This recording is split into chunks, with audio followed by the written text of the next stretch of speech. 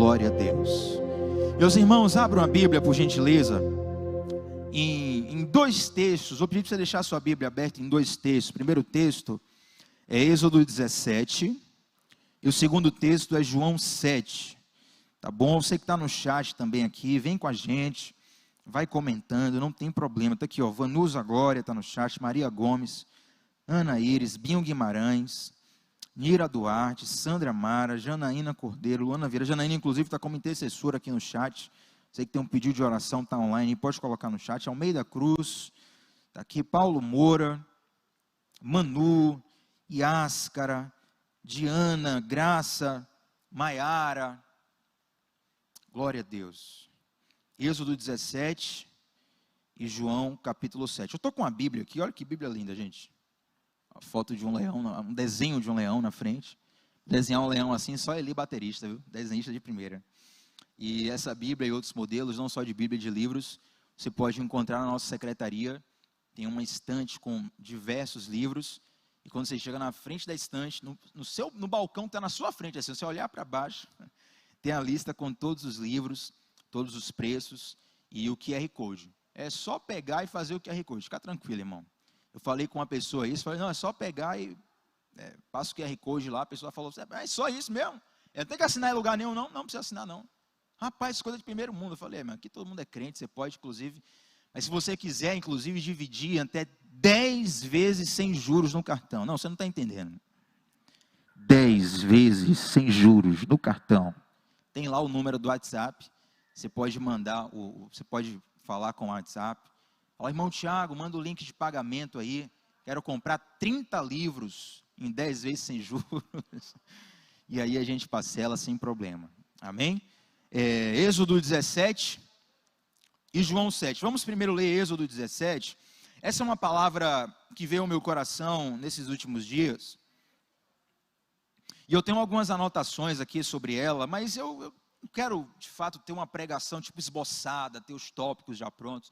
Eu vou, de fato, comentar algumas notas que Deus colocou no meu coração através desse texto, certo? Êxodo 17, nós vamos ler do 1 até o 7, e depois a gente comenta um pouco, daqui a pouco a gente vai para João 7. Todo mundo achou aí?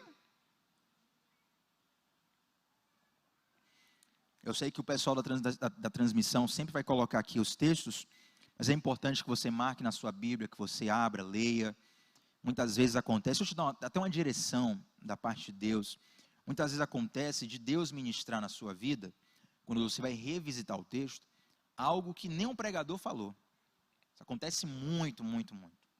Só que eu vou falar 15, 20, 25 minutos aqui, e de repente você vai revisitar o texto, e Deus começa a ministrar no teu coração coisas novas, coisas que talvez eu nem vi, ou se vi, não falei, e pode ser uma aplicação mais pessoal ainda. Essa é a importância de você abrir sua Bíblia, ler o texto, anotar e revisitar durante a semana, certo?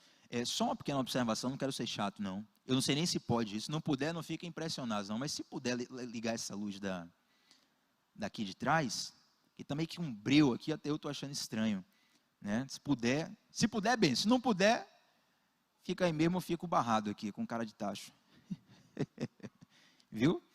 Vamos lá. Êxodo 17, versículo 1 até o 7. Toda a comunidade de Israel partiu do deserto de Sim, andando de um lugar para outro, conforme a ordem do Senhor, e acamparam em Refidim, mas lá não havia água para beber.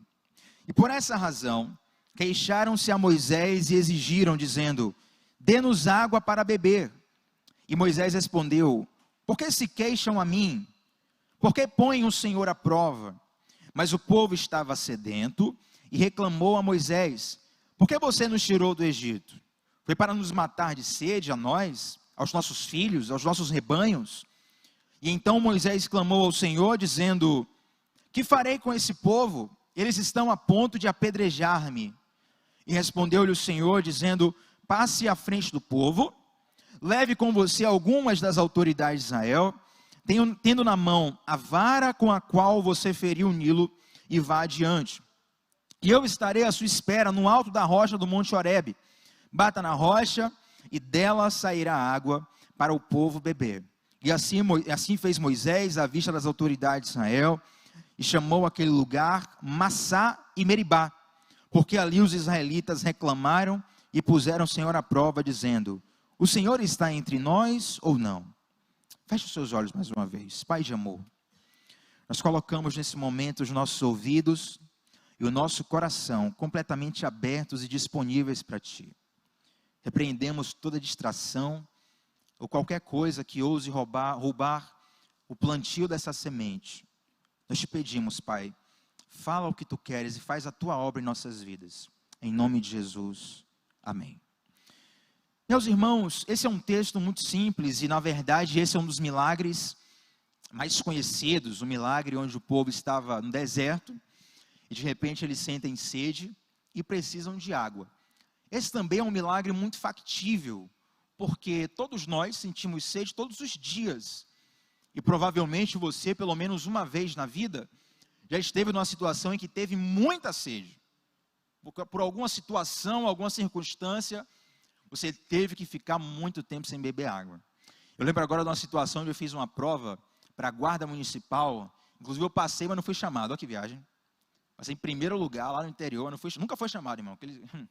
Mistério, viu? Mas vamos lá. Aí fiz uma prova, e a prova de resistência era puxada, né? Aí eu conversando com um amigo dias antes da prova. Engraçado, eu treinava para essa prova de madrugada. Saía de madrugada de casa e ficava correndo na frente de casa de madrugada, que nem um louco. Ouvindo o pregador Lu.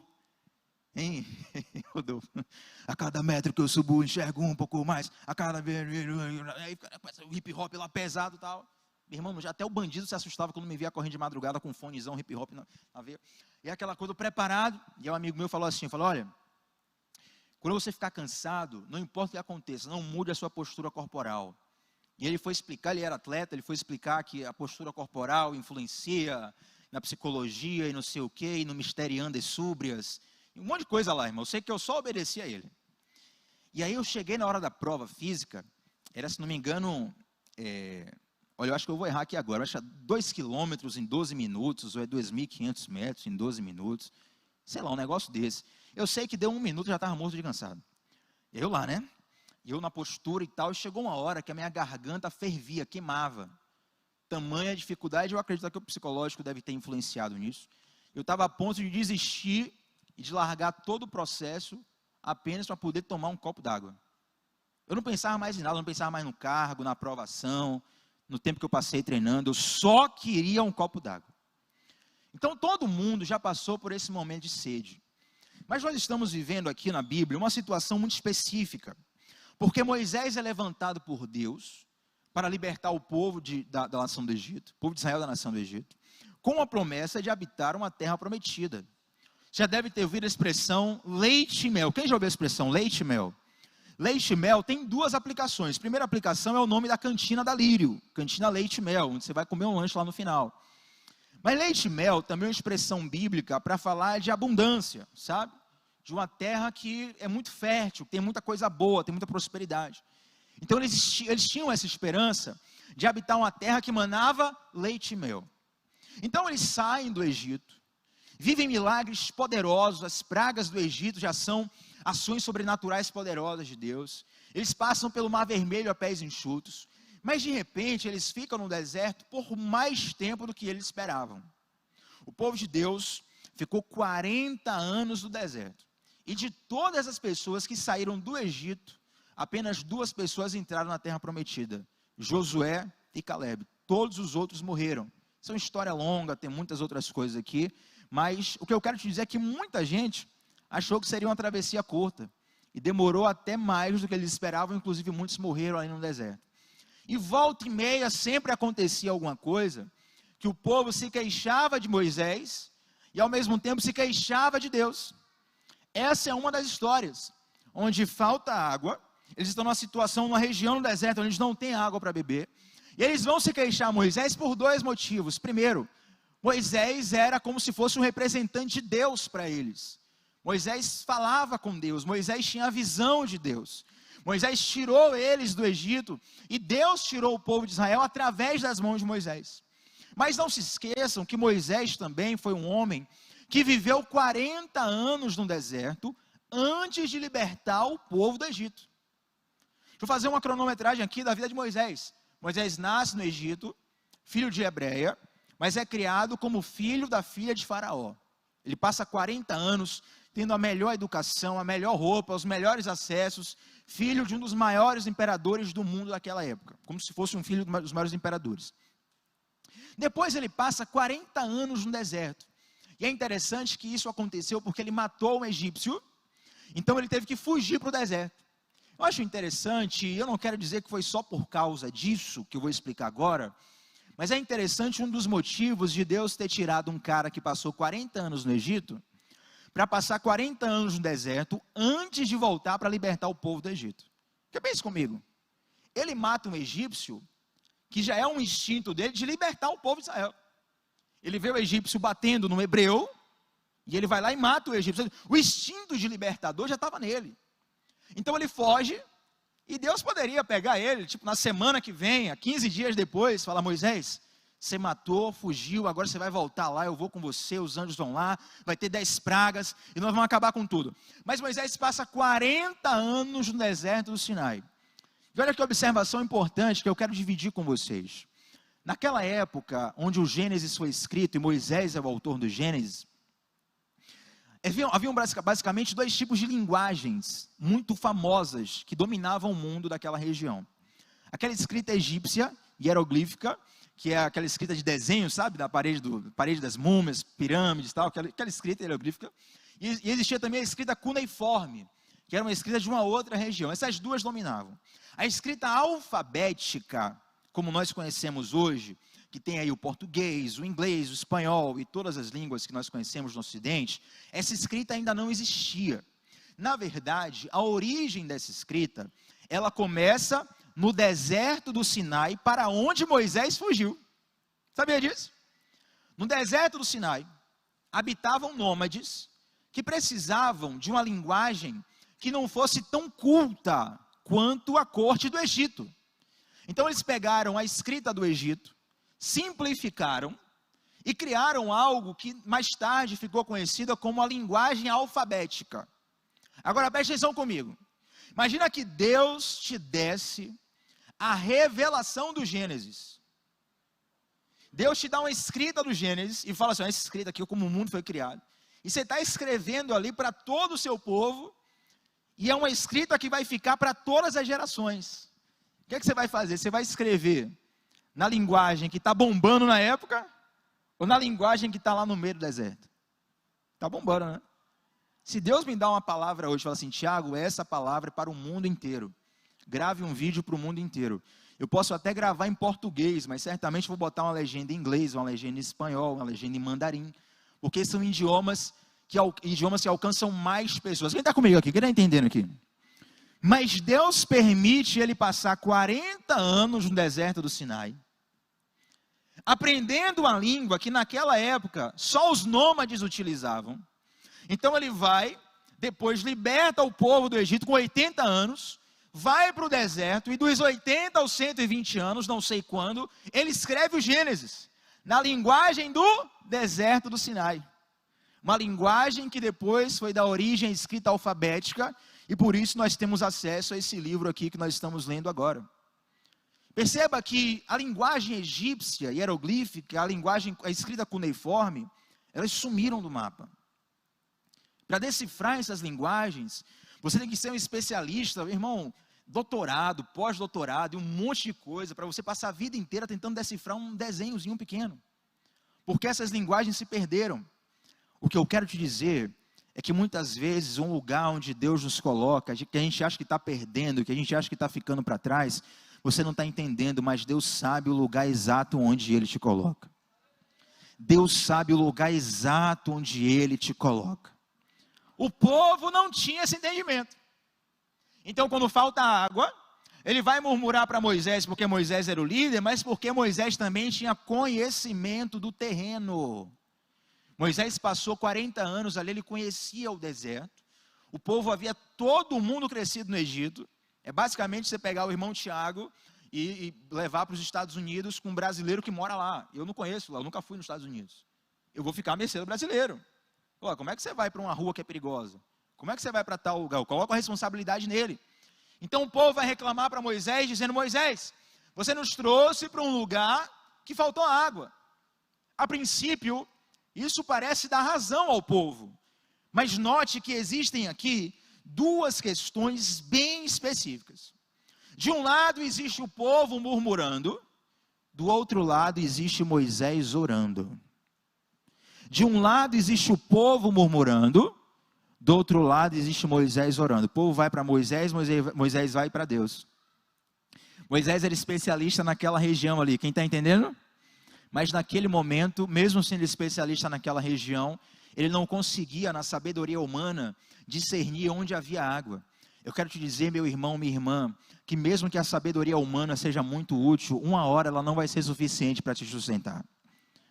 Mesmo que a sabedoria humana lhe seja muito necessária para você ganhar dinheiro, para você abençoar pessoas, para você conhecer coisas da vida, tem uma hora que você vai precisar da sabedoria divina para te guiar. Eu achei interessante, claro, muito triste, muito chocante, como na época da pandemia, aconteceu aqueles episódios de pessoas no hospital com falta de oxigênio, e teve aquele episódio no norte do país, muito dramático, né? Onde faltou oxigênio, acho que lá no Amazonas.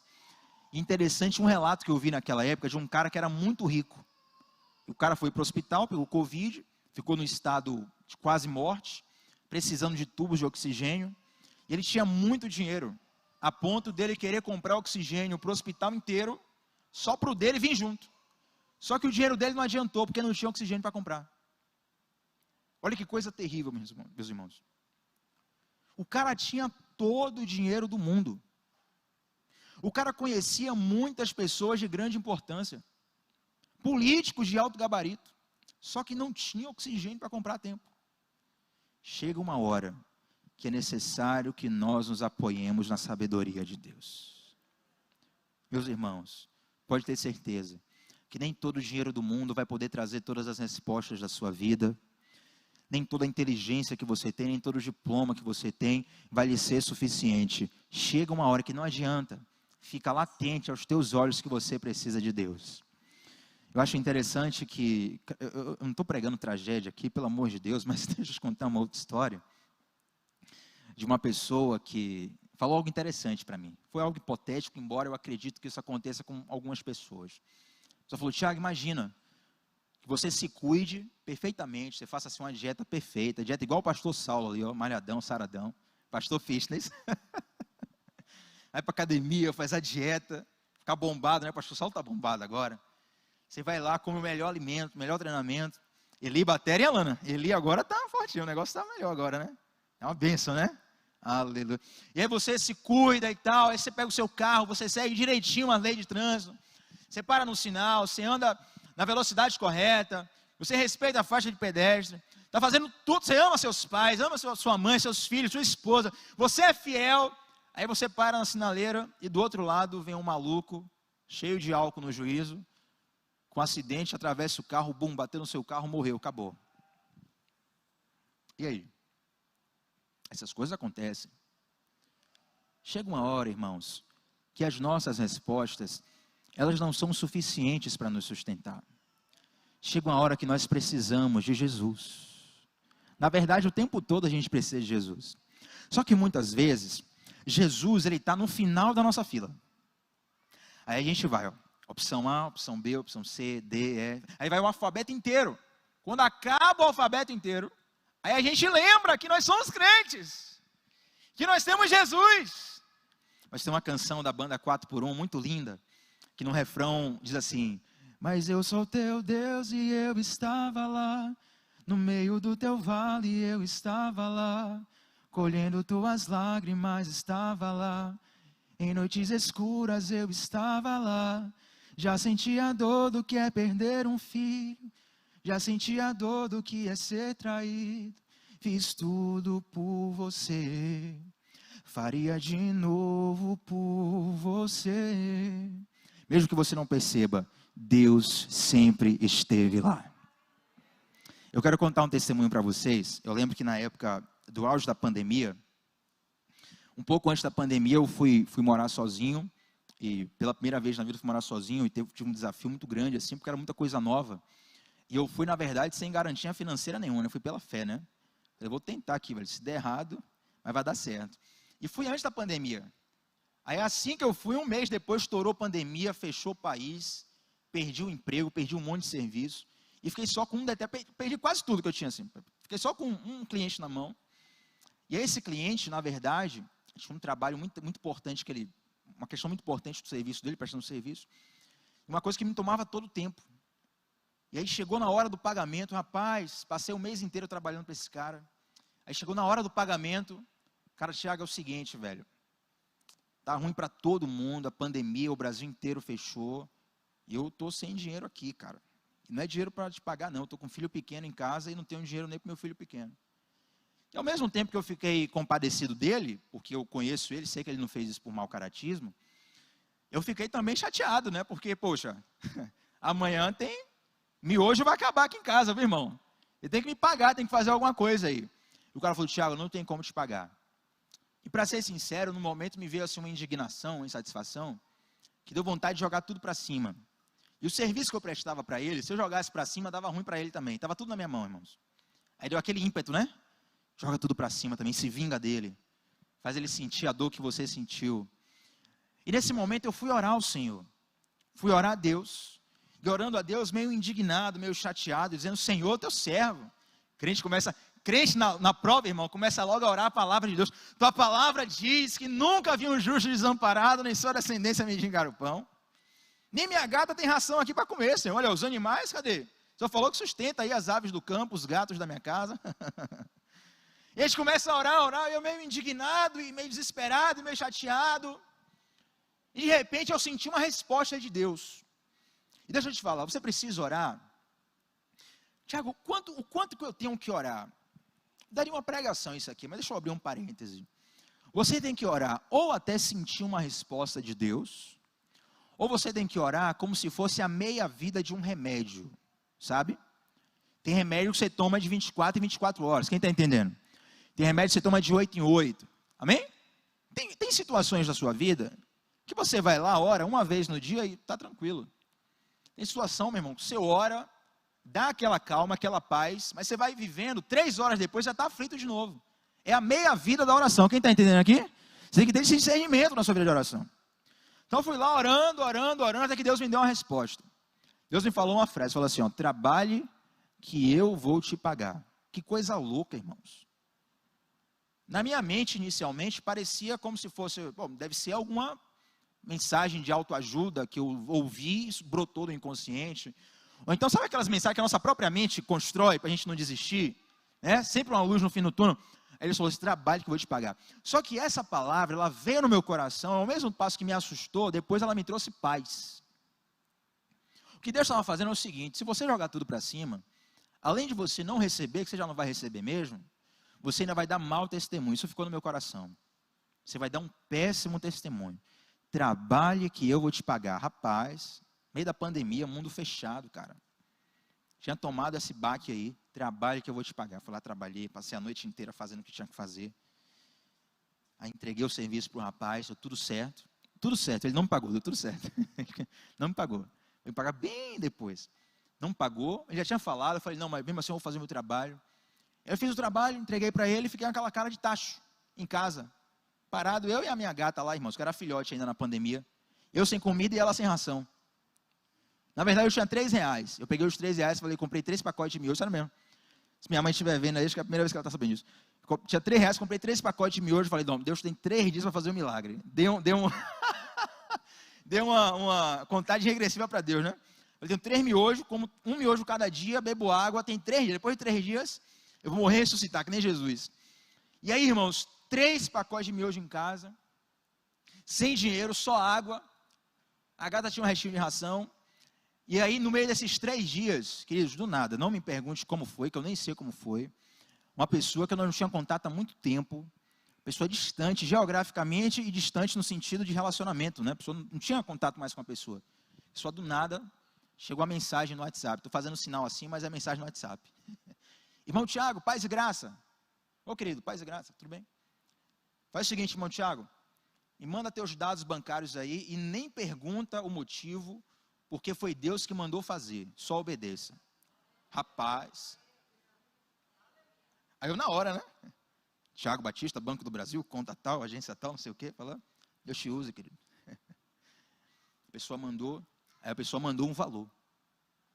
Irmão, digo a você, esse valor foi muitas vezes mais o valor do serviço que eu iria receber.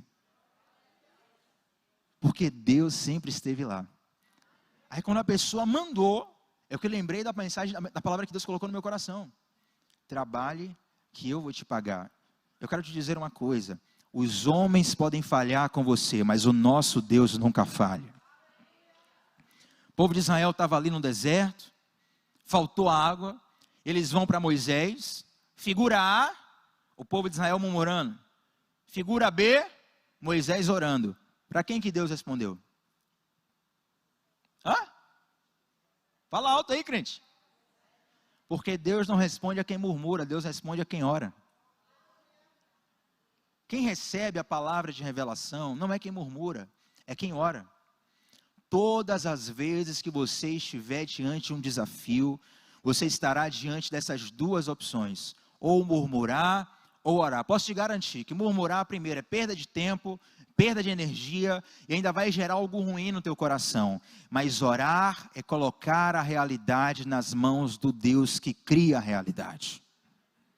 Orar tem a ver com muitas coisas, dentre elas, chamar a intervenção de Deus para uma situação. O que é que nós fizemos aqui antes de começar a palavra? Nós oramos por cura.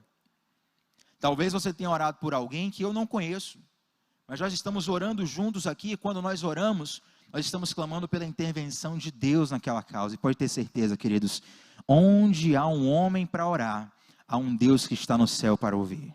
Sempre que houver alguém disposto a orar, há um Deus no céu disposto a ouvir. Amém? Então o povo vai, murmura, Moisés vai orar, e Deus faz isso. E é interessante que isso nos dá uma lição muito clara.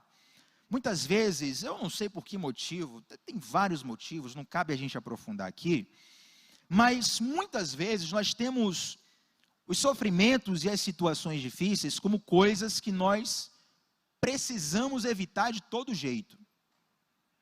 Para ser sincero, até aí tudo bem, né? Você é um pai de família, tem filho para sustentar, tudo bem você evitar uma situação ruim. Você tem um casamento, tudo bem você evitar uma situação ruim. Mas o problema é você achar que toda situação ruim é falta de Deus. Quando na verdade, você precisa enxergar qualquer circunstância ruim como uma plataforma para viver o extraordinário de Deus. Quantos aqui querem viver os milagres de Deus? Só que milagre diz respeito a algo que é impossível ao homem. Muitos querem viver os milagres, mas não querem viver as situações do impossível. Quem está entendendo? Todas as vezes, querido, que você estiver numa situação ruim, não entenda isso como uma plataforma para te destruir. Celebre, porque o deserto é o cenário onde Deus vai fazer coisas marcantes na sua vida. Eu coloquei um post recentemente no Instagram, e o título é mais ou menos assim, 5 coisas que eu aprendi no deserto, sobre o deserto. E uma pessoa veio comentar comigo, assim, no privado, falando, eu coloquei, celebre, se você estiver no deserto, celebre. Porque deserto é lugar de milagre, deserto é lugar de provisão. A pessoa colocou, olha, está difícil celebrar, viu? Mas a nossa celebração, ela tem em conta, não uma circunstância, ela tem em conta uma pessoa. A nossa celebração, ela não tem em conta as circunstâncias, ela tem em conta uma pessoa. Quer ver quem aprendeu isso direitinho? Quem entendeu isso direitinho? Cassiane. Aí ela faz aquela canção, né? Deus não rejeita a oração. Oração é alimento. Nunca vi um justo sem resposta. Chega na parte. Então louve, simplesmente louve. Tá chorando, louve. Precisando, louve. Tá sofrendo, louve. Seu louvor invade os... E é incrível, cara, quando você vai cantando esses versos. E normalmente a gente sempre está passando por uma situação ruim, algum desafio na vida, alguma coisa a gente está passando, a gente vai cantando esses versos, eu não sei com você acontece isso, mas comigo começa a vir como se fosse uma força do alto, um renovo do alto. Por quê? Porque esses versos, essa poesia, ela vai tirando os meus olhos das circunstâncias e vai colocando os meus olhos numa pessoa. É como o salmista Davi, diante da guerra, ele escreve: eleva os meus olhos para os montes, de onde me virá o socorro? O meu socorro vem do Senhor que fez os céus e a terra. Olha que detalhe interessante. O meu socorro vem do... Não, vocês estão dormindo, é sério. Meu socorro vem do... Não, sério, respira. Tem uns microfones aqui, ó, perto da caixa, tá vendo? Direita e esquerda. Quando vocês falam, o pessoal que está em casa ouve também. Então respira, né? Vai comigo, irmão, sério, comigo, assim, respira, expira. Maravilha. Ainda bem que não pegou o catarro aqui no microfone. No 3, nós vamos falar. 1, 2, 3. O nosso socorro vem do Senhor, que fez os céus e a terra. Agora observe. Por que ele fala, o nosso socorro vem do Senhor que fez os céus e a terra? Ele pega uma pessoa e coloca um fato, um ato que Deus fez como um memorial do poder de Deus. É como você tem um jogador bom no seu time e o seu time está perdendo. Aí você fala, não, mas fulano de tal é um craque, fulano de tal vai resolver. O time está perdendo, aí tem uma falta para cobrar. Não, fulano de tal, ele vai fazer o gol de falta, porque ele é bom de falta, ele fez um golaço, ele é decisivo, nesses momentos ele cresce. Porque Davi fala, o meu socorro vem do Senhor que fez os céus e a terra. Porque o relato da criação está assim, ó, no princípio criou Deus os céus e a terra era sem forma e vazia. O que é que Davi quer dizer com isso? Ele se lembra de um Deus que pegou uma terra que era sem forma, uma terra que era vazia, um estado de completo caos, e do caos Deus faz a ordem. Eu quero que você olhe para a confusão que há na tua vida, para a circunstância difícil que há na tua vida, e saiba que todo o caos fica debaixo da palavra de Deus, e o seu Deus, o meu Deus, o nosso Deus é poderoso para dar ordem a esse caos. Aí Deus fala para Moisés assim, ó, pega os líderes e vai lá para cadê, rapaz? Versículo, ei Jesus, respondeu-lhe o Senhor, versículo 5, aleluia, passe à frente do povo, leve com você algumas autoridades de Israel, tenha na mão a vara com a qual você feriu o Nilo e vá adiante. Eu estarei com você, eu estarei à sua espera no alto da rocha do Monte Horebe. Pronto, era o Monte Horebe que eu queria achar aqui. Interessante, olha só. Interessante. Que Deus fala com Moisés, Moisés, pega a sua vara e vai. Essa vara de Moisés era uma vara, era um objeto que já havia, era como, além de um objeto de autoridade, poderia falar muitas coisas aqui sobre essa vara, mas além de tudo, era uma espécie de memorial, porque através daquela vara, Moisés já havia feito muitos milagres da parte de Deus, entende? Eu, por exemplo, estou pregando aqui com a Bíblia nova, eu tirei o plástico dessa Bíblia ali agora, antes de subir para pregar, então essa Bíblia é nova, mas se eu estivesse com minha Bíblia de criança aqui, eu tenho uma Bíblia lá em casa, Bíblia de estudo pentecostal. O irmão me deu, minha primeira Bíblia de estudo. E ela cheia de adesivo, cheia de não sei o que. Na verdade, assim, na lateral dela, irmão, é um monte de durex. Já está toda rasgada, já muito usada. Mas é interessante, a Bíblia está toda descartável, não serve para nada. Está lá na estante, não dá nem para ler direito, que as folhas estão soltando. Mas ela fica ali como memorial. E às vezes quando eu saio para pregar, que eu vou escolher a Bíblia, que eu vou sair para poder ir para a igreja, eu olho para ela e ela me lembra muitas coisas que eu vivi com Deus naquela época. Todo mundo tem algo assim, uma Bíblia, uma roupa, uma pessoa, uma música. Vocês têm um louvor de antigamente, já tem 10 anos, 15 anos que não canta. E aí quando canta aquele louvor, você se lembra de coisas que você vive em Deus. Quem tem uma música assim, gente? Quem tem uma música assim? Às vezes tem várias, né? Então isso são memoriais. Quando Deus fala para Moisés, Moisés, pega a tua vara e vai para o lugar que eu vou te mostrar para você fazer isso e aquilo. Você tem que entender que você precisa, nos momentos de desafio, resgatar os memoriais de Deus na sua vida. Isso é um exercício pedagógico, que o profeta Jeremias inclusive fala. Eu quero trazer à memória aquilo que me dá esperança.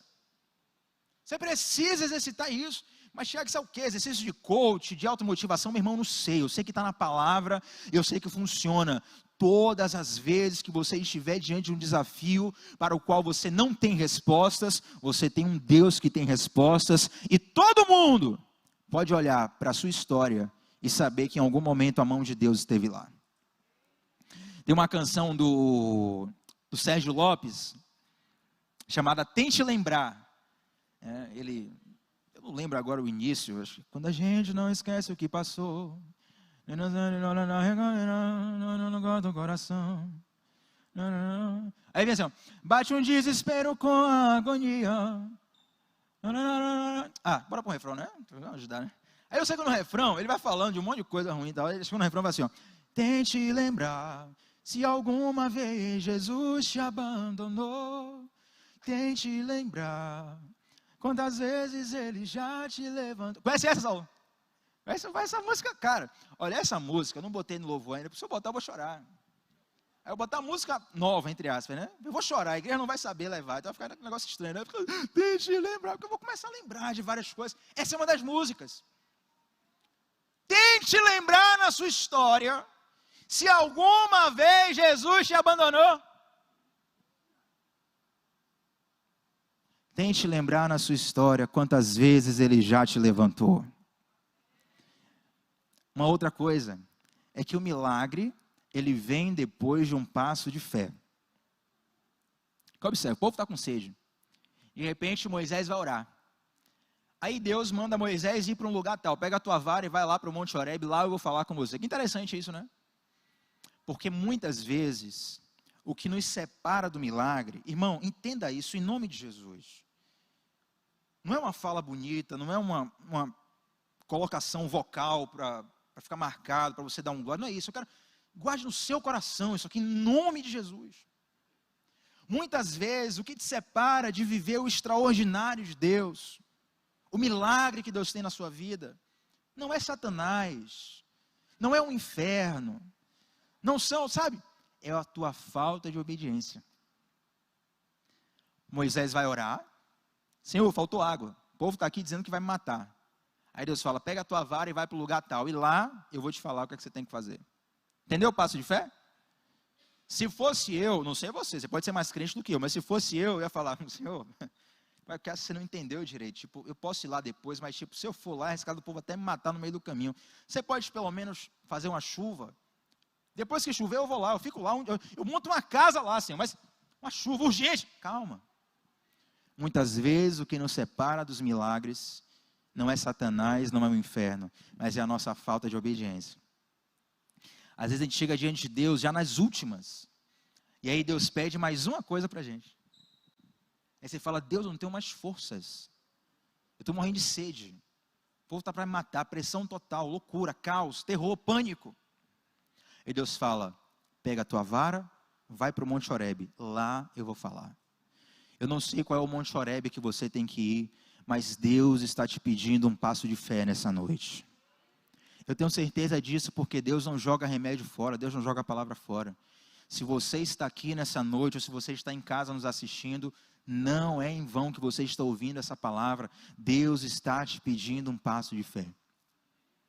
Então Moisés chega lá no Monte Horebe, e para a gente encurtar a história aqui, Deus fala com Moisés, Moisés, pega essa vara, mesma vara que você atravessou o Nilo, que você abriu as águas do Mar Vermelho, mesma vara que você fez tantos milagres, vai pegar a rocha, você vai bater na rocha, e da rocha vai sair água, e essa água vai saciar a sede do povo. Olha que interessante, gente.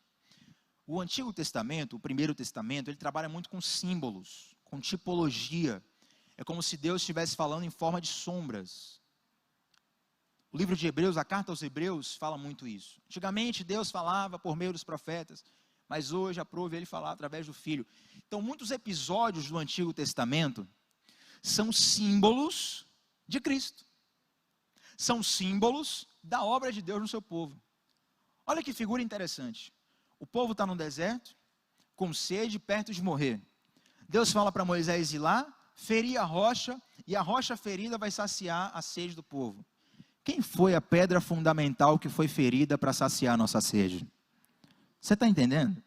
O que eu quero te dizer não é apenas uma curiosidade teológica. É você entender que da mesma forma que Cristo está escondido, mas presente nessa história, muitas vezes, sem você perceber, Cristo está presente e atuante na sua vida. Você tem que aprender a perceber os sinais de Deus. Você precisa aprender a discernir os sinais de Deus. Naquele momento, Moisés bate, fere a rocha, sai água.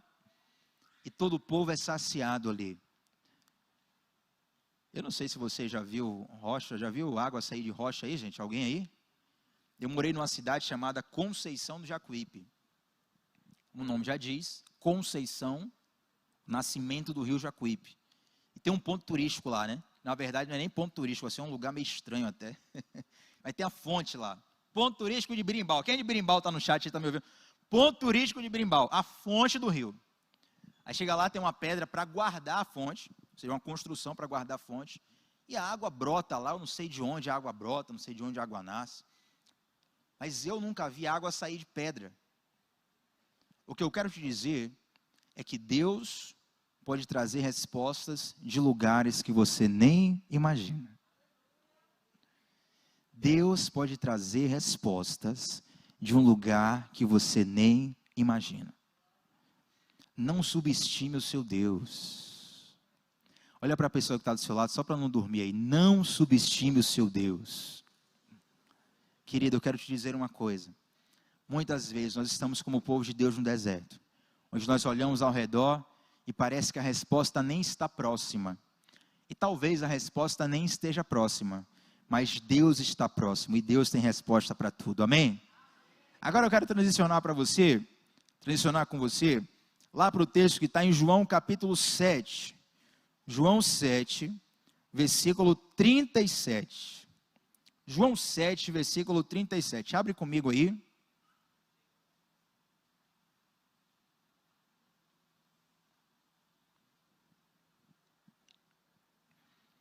Já deve estar aqui, mas abre tua Bíblia. Não vou abrir mão disso não. Abre tua Bíblia aí, isso é importante.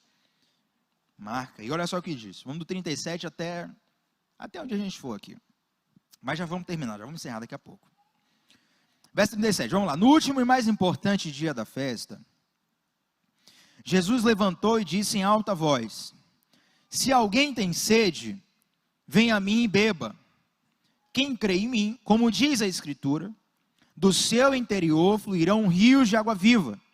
E ele estava se referindo ao Espírito. Se você reparar, cadê essa versão aqui? Espírito está com letra maiúscula. Se você reparar na tua versão aí, ou seja, o nome próprio, né? O Espírito Santo, uma referência ao Espírito de Deus. Então, voltando, quem crê em mim, como diz a Escritura, do seu interior fluirão rios de água viva. Ele estava se referindo ao Espírito, que mais tarde receberiam os que nele crescem. Até então, o Espírito ainda não tinha sido dado, pois Jesus ainda não fora glorificado. E ouvindo as suas palavras, alguns no meio do povo disseram: certamente este homem é o profeta. Perceba que profeta, letra maiúscula também, sinalizando o messianismo de Cristo. Algumas pessoas, mas certamente esse cara é o Filho de Deus. Verso 41, outros disseram: ele é o Cristo. Ainda outros perguntaram: como pode o Cristo vir da Galileia? A Escritura não diz que o Cristo virá da descendência de Davi, da cidade de Belém, onde viveu Davi? Assim o povo ficou dividido por causa de Jesus, e alguns queriam prendê-lo, mas ninguém lhe pôs as mãos.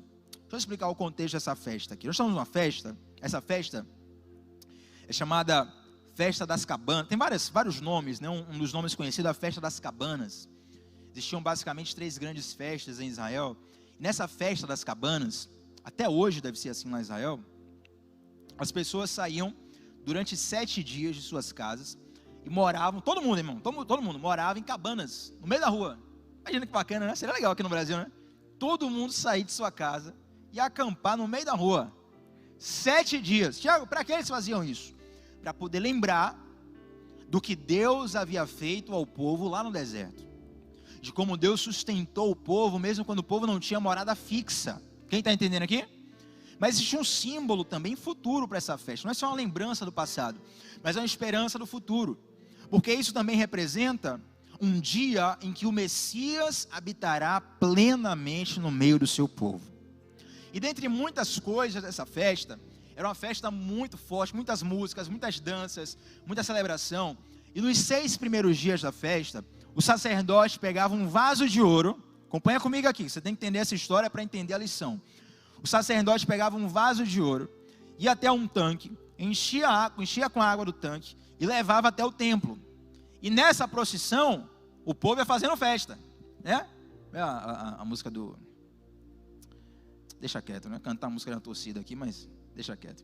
Mas imagine uma música do teu time de futebol. Um time da Série C que subiu para a Série B agora. Glória a Jesus Cristo, amado Deus. Ou se o Bahia subir semana que vem, tem tudo para subir. Não tem como não subir, Saulo. Desculpa, irmãos, piada interna. Não tem como o Bahia não subir. Vai ser uma festa em Salvador inteira, não é verdade? A torcida vai cantando o hino do time, o hino da torcida, aquela coisa, aquela festa enorme. Então, durante os 6 dias, quando o sacerdote ia lá na fonte pegar água com um vaso de ouro, levar para o templo, festa o tempo todo, festa.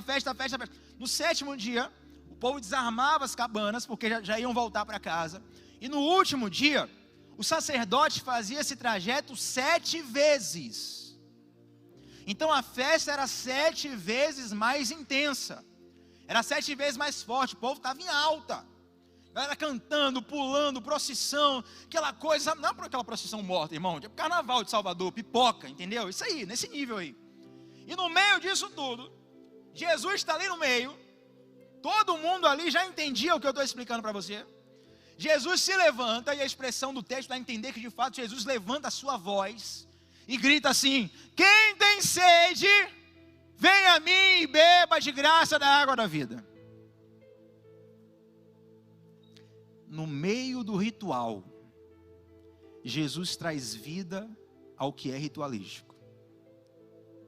Eu te desafio a, depois dessa pregação, durante a semana, se você não assistiu o culto de quarta-feira, assista, está no canal da nossa igreja com o título O Tabernáculo de Davi. Ainda botei uma capinha lá para chamar, mas é o segredo do tabernáculo de Davi. Pastor Saulo pregou algo muito precioso, mostrando como há algo especial no tipo de adoração que Davi fazia e na visão que Davi tinha. O que eu quero te ministrar nessa noite é que Jesus pega aquele ritual religioso, onde o povo pegava água na fonte para simbolizar o que aconteceu no deserto, e que nós acabamos de ministrar aqui em Êxodo 17. Jesus se levanta e diz: quem tem sede de verdade, vem a mim e beba. O que você acha que é só uma religião, que é só uma instituição, que é só uma igreja, que é só um CNPJ, que é só uma resposta do IBGE, querido, existe um Deus que é vivo, que é verdadeiro e que quer de fato se relacionar com você. Isso parece uma mensagem evangelística, uma mensagem para quem não é cristão, esteja ouvindo pela primeira vez, ou que não faça parte de uma igreja. Mas quantas vezes nós, que já somos cristãos, talvez você já tenha até um certo tempo de igreja, talvez já tenha mais tempo de igreja do que eu tenho de vida, irmão, mas quantas vezes nós precisamos nos lembrar que tudo isso que nós fazemos, abertura, cronômetro, cantar as músicas, aviso, ofertório, pregação, grupo de comunhão, mercado solidário, ministério Kids, viagem missionária, nada disso é para encher um templo, nada disso é para pagar contas, nada disso é para ter uma religião, para você ter uma escolha no IBGE, nada disso é apenas humano, isso é profundo, é verdadeiro, é espiritual, é eterno, e nós precisamos nos lembrar, assim como aqueles judeus estavam ali celebrando aquela festa todos os anos, mas muitos deles haviam esquecido, nós temos esquecido sistematicamente, mas hoje eu quero te lembrar, eu quero lembrar também o meu coração, nós estamos juntos nessa, que nós precisamos beber de fato da água da vida, que só Jesus tem a oferecer. Quantos de nós temos tanta sede de tantas coisas na vida? Sede de reconhecimento, todo mundo tem. Sede de aceitação, todo mundo tem. Sede de coisas que podem ser fúteis para uns, mas é importante para você. Todo mundo tem a sua sede particular. Mas eu posso te dizer que só tem um que de fato sacia a sua sede. É a água de Cristo. Eu lembro de uma certa história. Eu li isso num livro e o nome da pessoa que viveu isso, anônimo, né? Mas era um rico, um cara muito rico, que se suicidou. Ele deixou uma carta de suicídio. Ele começa a contar na carta tudo que ele fez na vida. Um cara aventureiro assim, mais alto nível. Fui para lugar tal, fiz viagem tal, aventura tal, experiência tal, pá. Ele faz um relato enorme. E no final ele diz: mas nada disso preencheu o vazio do meu coração. Ele perdeu a esperança de preencher esse vazio, e então ele tirou a sua vida. Há um autor soviético, já falecido, Dostoiévski, ele dizia: há no homem um vazio do tamanho de Deus. O que eu quero te dizer, meu irmão, minha irmã, você que está aqui, você que está em casa, existe um vazio que só Deus pode preencher. O teu time pode ser campeão, a pessoa que você ama pode te corresponder, você pode ter até uma família boa, bonita, família que te faz feliz, unida, você pode ser bem sucedido profissionalmente, reconhecido, mas ainda assim há um vazio no seu coração que só Deus pode preencher. Sabe quando você está montando um quebra-cabeça e nenhuma peça se encaixa? Tem uma peça lá que se chama Jesus, ninguém pode ficar no lugar dela. Agora é interessante que nem toda água sacia a sede. Na verdade tem água que amplifica a sede. Quem está pegando aqui, sério? Como foi baixo o sim, vou explicar. Imagina que você está com sede, já aconteceu isso comigo, tá? Eu era criança, estava na praia, pegaram aí, né? Praia com sede, tive a brilhante ideia de beber água do mar. Olha que maravilha. Meu irmão, o que aconteceu comigo? Mais sede ainda. Graças a Deus que não teve contaminação, né? Podia até morrer. Mas se você bebe água do mar é água, sim ou não? Mas sacia a sede, amplifica ainda mais. Agora imagina comigo, eu estou com sede, bebo água do mar, fico com mais sede ainda, e aí bebo mais água do mar. Isso é inteligente? Isso é bom ou isso é ruim? Ruim, né? Mas é isso que a gente faz. A gente tem sede, tenta preencher a sede do nosso coração com as coisas do mundo. A sede não passa e a gente tenta preencher com mais coisas do mundo. Não, acho que só vão me amar quando eu tiver uma performance sexual boa. Não, agora tem que ser o sexo de outra forma, com outras pessoas. Não, agora tem que ser escondido. Não, agora tem que botar uma substância no meio, tem que ser uma coisa muito louca. Não, agora tem que usar droga tal. Mas quando experimentar tal coisa, e vai se afundando, se afundando, se afundando, se afundando, se afundando, porque é uma água que na verdade aumenta a sua sede, não sacia. Agora tem algo interessante sobre a água, e nós vamos encerrar aqui. Quero chamar o Ministério de Louvor. Eu estou com muita sede aqui, isso é verdade. Agora eu estou com muita sede. Eu tenho um copo de água na minha mão. Olhar para esse copo de água não sacia a minha sede. Quem está entendendo? Você pode chegar aqui do meu lado e apresentar um TCC sobre a água, irmão. Fala, Tiago, a água tem 2 moléculas de oxigênio, de hidrogênio, uma molécula de oxigênio, o H2O. A água é assim, assim, assim. A água pega estado gasoso a tantos graus, estado líquido a tantos graus, estado sólido a tantos graus. A água não sei o que, tantos % do corpo da água. Você pode ser pós-doutorado em água, mas enquanto você fala, eu estou morrendo de sede. Enquanto eu olho para a água, eu estou morrendo de sede. O que é que mata a minha sede, irmãos?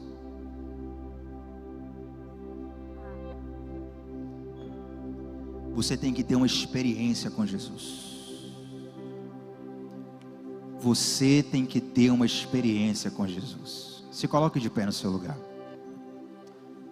Jesus é o único que sacia a sede da nossa vida. No deserto da nossa caminhada, Jesus é o único que sacia a sede da nossa vida. E no meio de um ritual religioso, Jesus levanta a sua voz e fala, vem a mim. Interessante que Jesus não limita, ele não fala, venham a mim os homens ou as mulheres, venham a mim os brancos ou os negros, os gordos ou os magros, os altos ou os baixos, o israelita ou o estrangeiro. Não, ele fala assim, quem tem? A única condição é ter sede, porque o convite de Jesus é universal, e o convite de Jesus é urgente. Só bebe água quem tem sede, meu irmão. O convite de Jesus é universal, e o convite de Jesus é urgente, e o convite de Jesus é de graça, basta você querer. E aí Jesus diz assim, quem vem a mim, bebe de graça da água da vida. do seu interior começa a fluir rios de águas. Olha que interessante. Eu bebi esse copo d'água aqui. Em algum momento, ainda hoje, eu vou no banheiro urinar. Eu vou expelir a água. Mas Jesus não. Jesus disse: se você beber da minha água, essa água vai gerar em você uma fonte. Isso é muito louco, velho. Você não está entendendo isso aqui. É como se Jesus estivesse dizendo: você vem a mim, eu sacio tua sede. Agora eu vou te fazer uma fonte, para que quando as pessoas forem até você, elas vão saciar a sede delas através da sua vida. Feche os seus olhos nesse lugar. O Ministério de Louvor vai entoar uma canção. Eu gostaria que você colocasse a mão no seu coração. Coloque a mão no seu coração. Coloque a mão no seu coração. Feche os seus olhos e aproveite essa canção para se relacionar com Jesus, a água da vida. Eu não sei qual a sede que está no seu coração. Quem sabe é uma sede de aceitação pela sua família, pela pessoa que você ama. Uma sede financeira, uma sede de saúde mesmo. Eu não sei, meu irmão, minha irmã, mas eu sei que Jesus pode saciar todo tipo de sede que você tiver.